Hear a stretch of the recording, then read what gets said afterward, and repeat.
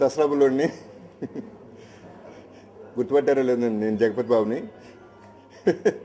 మా ప్రొడ్యూసరే గుర్తుపట్టలేదు ఈ గెటప్లో చూసినాను. నేను ఊపుతంటే చూడకుండా వెళ్ళిపోతున్నాను ఆయన. యాక్చువల్లీ షూటింగ్ చట్టం అని సినిమా షూటింగ్ ఎప్పుడూ అయిపోయింది.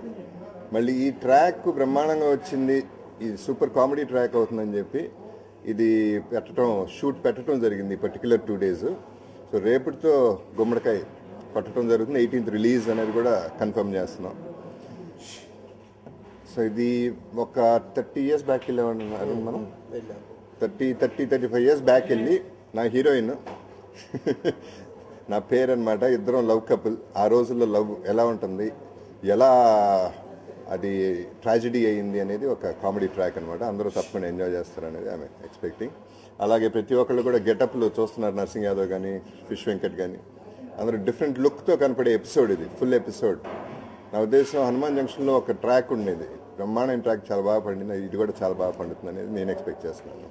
Thank you very much. ఒరిజినల్గా ఇది కాదు నా క్యారెక్టర్.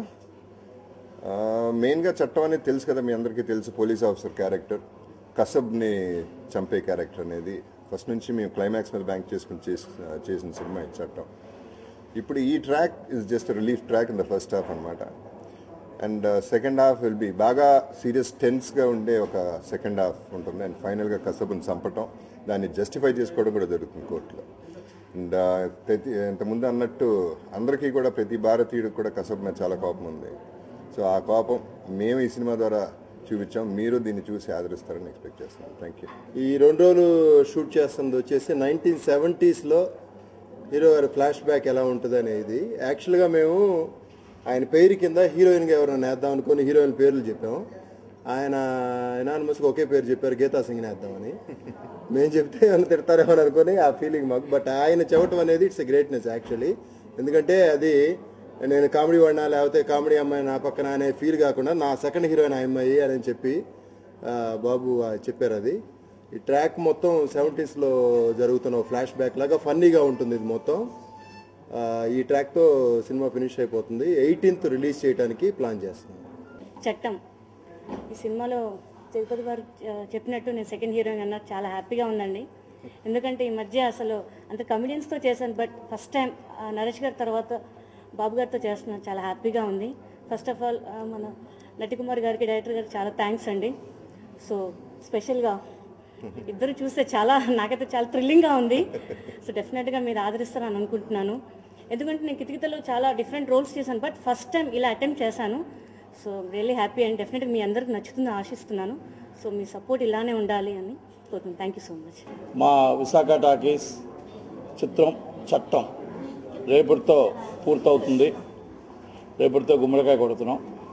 చట్టం సినిమా మేము ఏమేమితోనైతే తీసామో ఆ సినిమా మొత్తం టోటల్గా ఒక కసబ్ని టోటల్గా ఆ కసబ్ ఏంటి, మన భారతీయులకి ఎందుకు శత్రువు అయ్యాడు అనేది మొత్తం టోటల్గా ఈ సినిమా అంతా తీస్తూ జగత్ బాబు గారు ఆయన పోలీస్ ఆఫీసర్గా ఆక్టర్ రోడ్లో ఏ జైల్లోనైతే కసబ్ ఉన్నాడో అదే set, same set Ramoji film సిటీలో సెట్ వేసి మొత్తం టోటల్గా క్లైమాక్స్ అంతా కూడా ఆక్టర్ రోడ్ జైల్ సేమ్ మొత్తం రామోజీ ఫిల్మ్ సిటీలో ఆక్టర్ రోడ్లో తీసినట్టే మొత్తం రామోజీ ఫిల్మ్ సిటీలో సెట్ వేసి తీసాం. ఆ మొత్తం టోటల్గా ఎపిసోడ్ అంతా కూడా చాలా హైలైట్గా వచ్చింది. అలాగే నాగవైష్ణవి, అలాగే ప్రణతి, టోటల్గా ఒక డిఫరెంట్ సమాజంలో జరుగుతున్నవన్నీ ఎలాగా ఒక పోలీస్ ఆఫీసర్ చట్టం నీ అబ్బ సొత్తా అంటానికి ఆ టైటిల్కి తగ్గట్టు మరి జగద్బాబు గారు పోలీస్ ఆఫీసర్గా ఆయన ఎంత బాగా చేశారంటానికి సినిమా కూడా అంత బాగా వచ్చింది.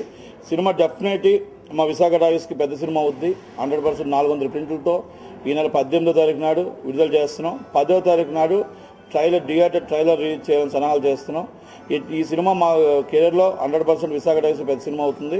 అలాగే ప్రతి పేరున మా యూనిట్లో చేసిన ప్రతి ఒక్కరికి కూడా డైరెక్టర్ గారి దగ్గర నుంచి ప్రతి లైట్ బాయ్ దగ్గర నుంచి ప్రతి ఒక్కరికి కూడా పేరున ధన్యవాదాలు.